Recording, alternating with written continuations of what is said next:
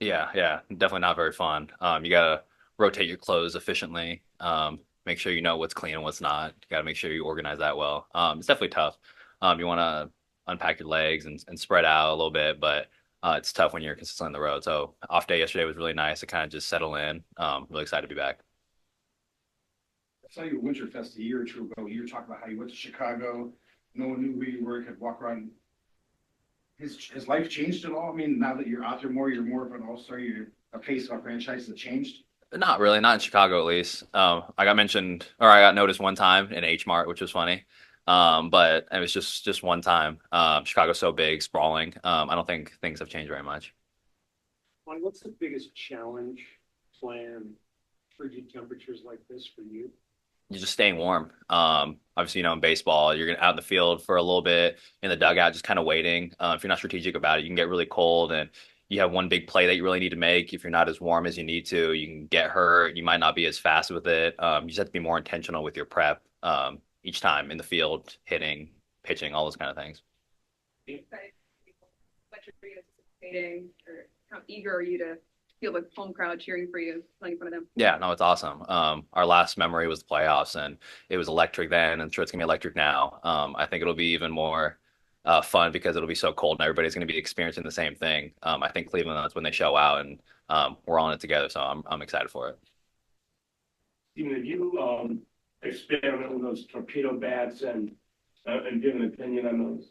I'm still trying to learn as much as I can about it. It's been around for a while, so it's not this new phenomenon. I think it's just blowing up because the Yankees used it and they scored a million runs that one weekend. But it's definitely interesting to think about. The science again makes sense on it. Haven't done as much research as I would like to, but I'm gonna keep learning. And if it makes sense to use it, hopefully some of our guys use it. But we'll see what that looks like. When you were in college, did you play with some variation of the torpedo bat or anything? No, I just use an aluminum bat. Um, pretty stock kind of model that we used. Steve, what makes the home opener special for you? I think just what it represents. New year of Cleveland baseball. Everybody shows out. Just all the kind of the hype around it. You can't help but be optimistic coming in from last year, so you feel like you want to keep that momentum going. It's gonna be a good one. What do you think of the new clubhouse and the renovations and the player spaces that the team has created for you, and just what type of benefit is that going to be to you as a player? Yeah, and it's like Jose said, it's beautiful. It's truly beautiful in there. You guys saw it in there.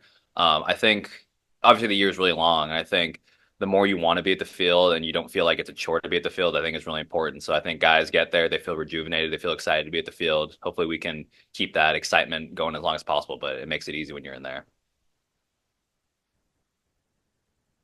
Stephen, you guys opened the season last year on such a hot run. It's gone a little bit different this year. How do you handle that, and what do you do to get out of this?